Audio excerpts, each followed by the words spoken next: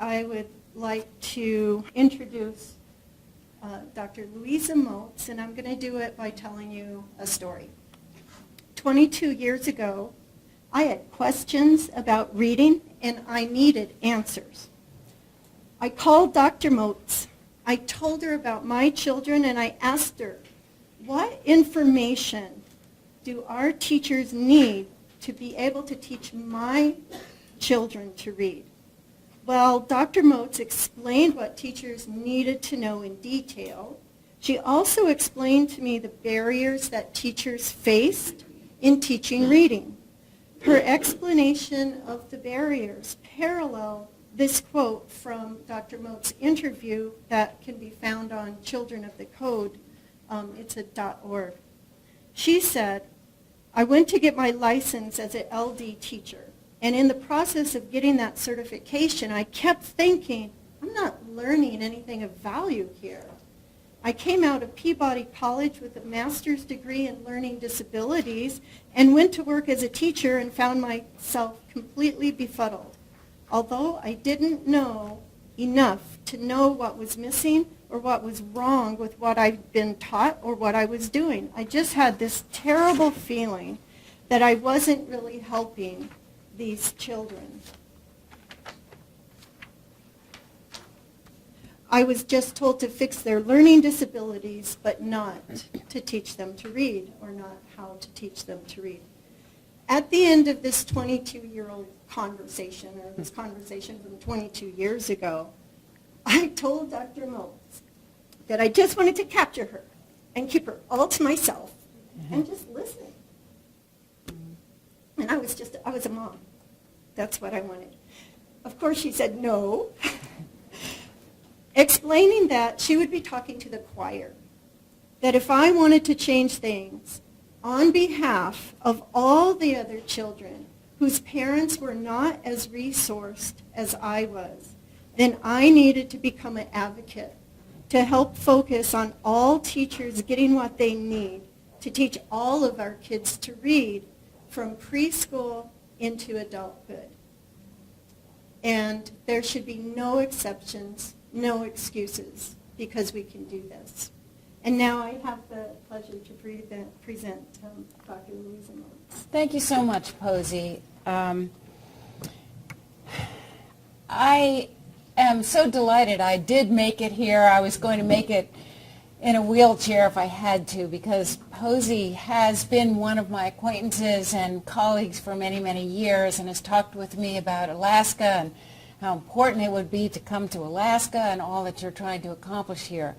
I've had a wonderful day here visiting 3 high schools and watching teachers at work with kids who are poor readers, who are at risk, who have language problems, who are making great progress. And so I've had an inspiring day, and I am filled with the recent impression that it is indeed possible to make a huge difference for students who don't learn to read easily and well, who don't get off on the right foot, kids who have less than optimal family and preschool preparation for literacy and for reading, and kids, of course, who have neurobiological learning disabilities, particularly dyslexia. All right, so let's start with this.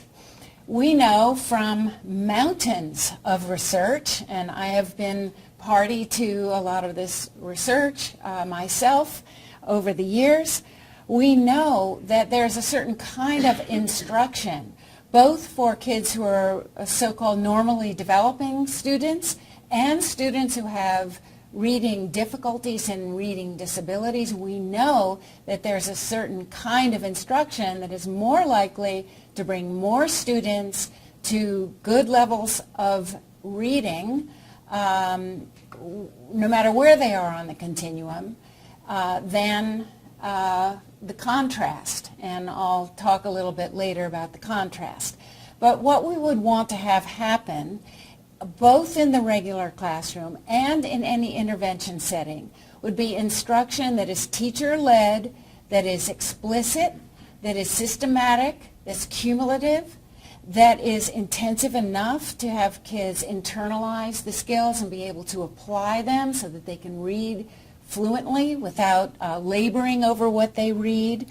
The term multisensory is on this list, although it's further down my list because I think it's poorly defined myself, and I personally don't use that term as a defining term for the kind of structured literacy instruction that matters the most, but I have many colleagues who routinely use that term to describe what they do, and what they do is working all right. So I'll give a nod to that.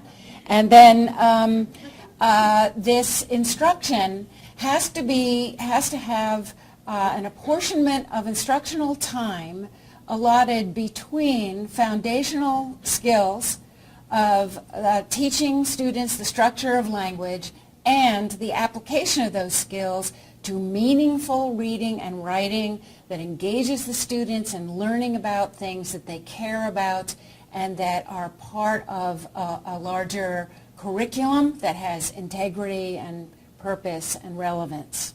And that part that I just said is often what's embraced by people who call themselves literacy specialists, but who may at the same time deny the importance of the skill development part of reading.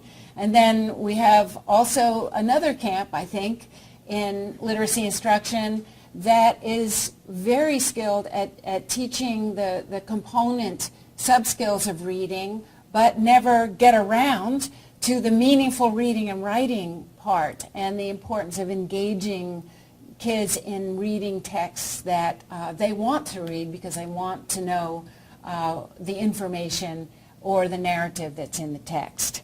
So all of this is important. Now, how do we know that all of this is important? And how do we know the details about how to best apply that kind of instruction? Well, we know because the U.S.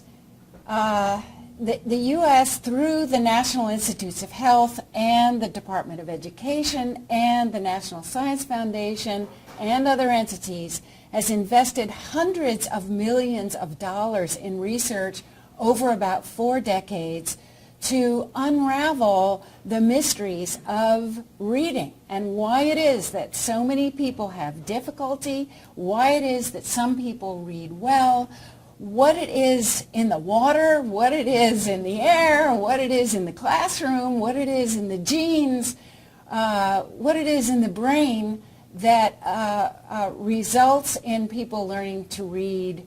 And so when we talk about the scientific basis for understanding reading instruction, we're not talking about a researcher or one site. The little yellow dots are the major research centers around the country that have been funded primarily through the National Institutes of Health for decades.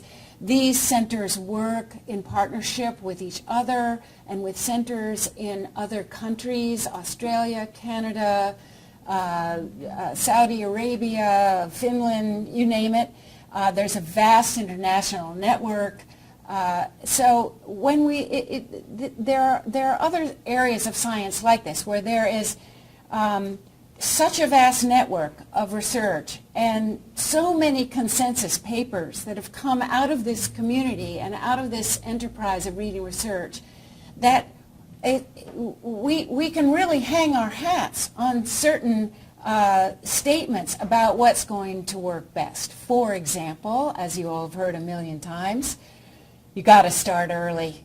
And interventions that begin in preschool, developing kids' language, primarily language and cognition, and then interventions in kindergarten that emphasize phonological awareness, letter knowledge, letter-sound relationships, and basic decoding skills, for example, we know that those are really, really important things to do. And yet, even though we have such a compilation of research that shows these basic things, we're still at a point of not implementing what we know on a wide enough scale for these insights from science to make a difference.